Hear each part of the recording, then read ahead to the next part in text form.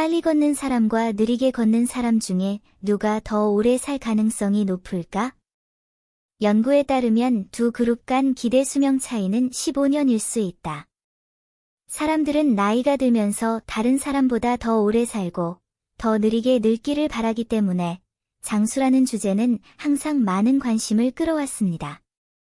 누군가가 걷는 것이 사람들을 더 오래 살게 하고 노화 과정을 늦출 수 있다고 말한다면 많은 사람들은 그것을 믿지 않을 것입니다. 모든 사람이 매일 걷는다고 해서 반드시 모든 사람이 오래 살 수 있다는 것은 아닙니다. 식사 후 산책을 하면 99살까지 산다. 하루 1만 보를 걸으면 건강에 좋다는 속담을 들어보셨나요?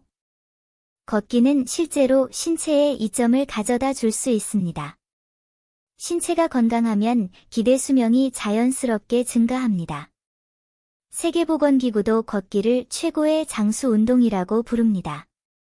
하지만 걷기가 장수의 가장 좋은 운동이기는 하지만 걷기는 느리게 걷는 것과 빠르게 걷는 것으로 나눌 수 있습니다.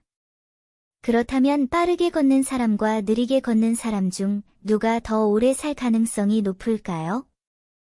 이어서 쭈오파이가 이 문제에 대해 설명하겠습니다.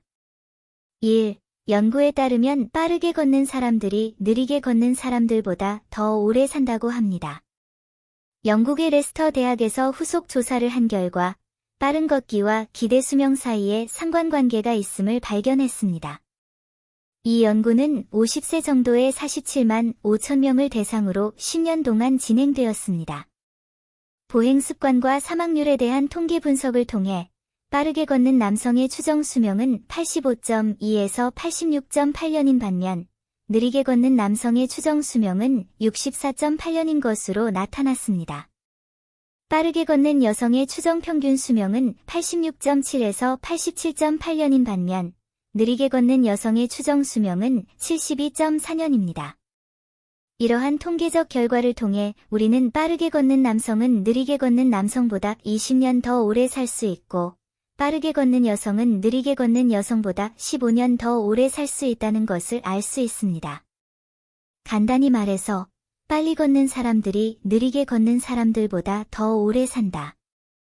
물론 이것은 단지 조사 연구일 뿐이며 보행 속도와 기대 수명 사이에 인과관계가 있다는 것을 직접적으로 증명할 수는 없습니다. 결국 유전학, 식단, 질병 등 장수에 영향을 미치는 요인은 많습니다.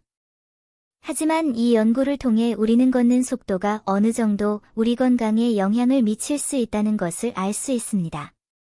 2. 왜 빨리 걷는 사람들이 느리게 걷는 사람들보다 더 오래 살 가능성이 높을까요?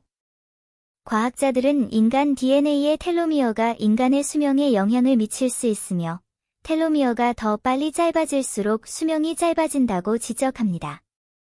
그들은 연구를 통해 적당한 유산소 운동이 텔로미어의 길이를 유지하는 동시에 질병의 위험을 줄여 수명을 연장할 수 있다는 것을 발견했습니다.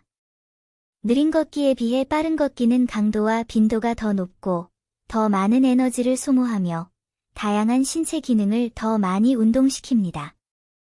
이것은 우리가 근육을 운동하고 효과적으로 지방을 연소시킬 뿐만 아니라 우리의 심폐 기능을 효과적으로 운동시키고 혈액순환을 촉진하여 신체의 면역력을 효과적으로 강화하고 고지혈증, 고혈압, 고혈당, 비만, 심혈관 및 뇌혈관 질환과 같은 질병의 위험을 감소시킵니다.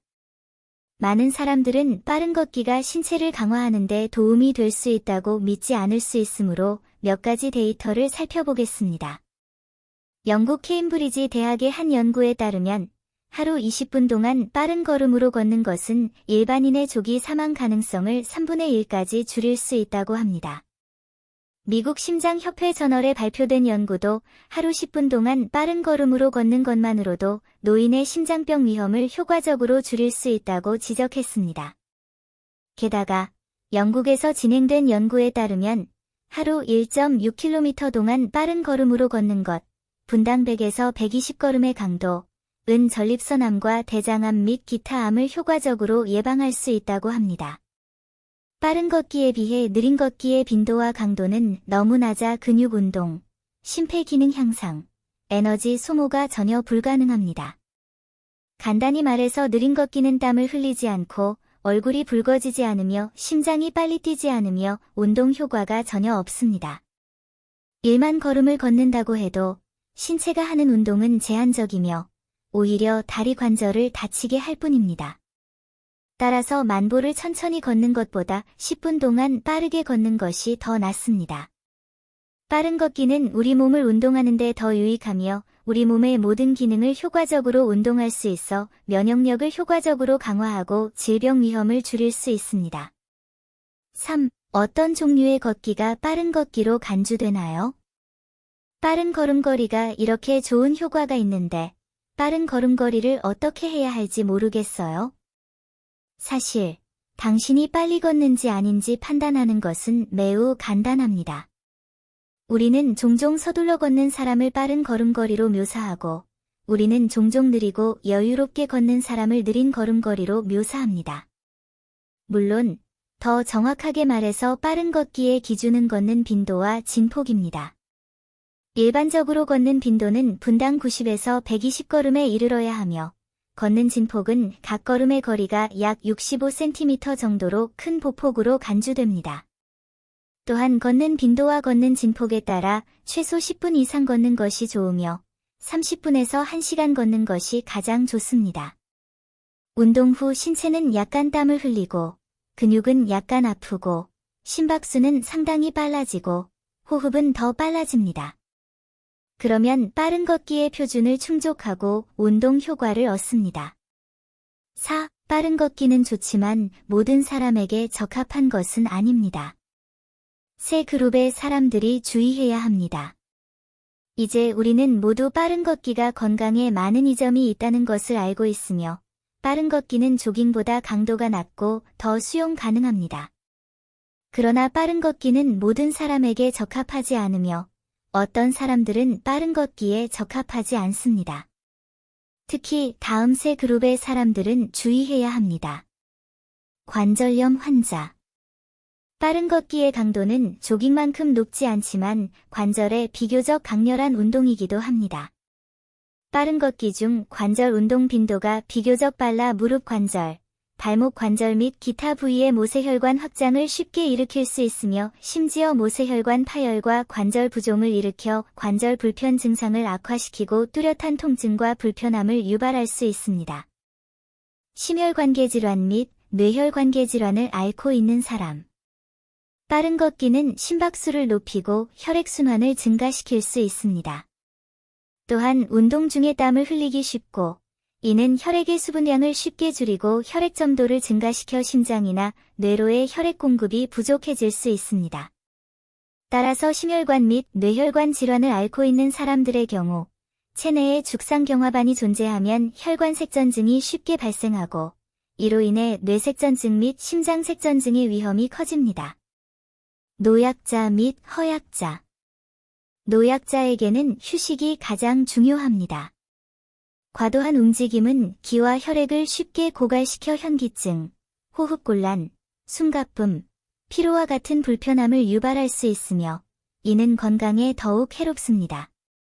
게다가 노약자는 신체 조정력이 상대적으로 부족하고 골다공증이 있습니다. 그들의 기와 혈은 따라잡을 수 없습니다. 그들이 빨리 걷는다면 넘어질 가능성이 매우 높고 이는 골절로 이어지고 신체에 더 큰 손상을 입힐 수 있습니다. 일반적으로 빠른 걷기는 조깅만큼 강도는 낮지만 대부분의 사람에게 적합하며 가장 건강한 유산소 운동입니다. 그러나 빠른 걷기는 자신의 능력 범위 내에서 해야 하며 특히 노인과 허약한 사람, 관절염, 심혈관 및 뇌혈관 질환을 앓고 있는 사람은 더욱 조심해야 하며 맹목적으로 운동해서는 안 됩니다. 적당히, 적절한 방법으로 운동하는 것이 가장 건강합니다.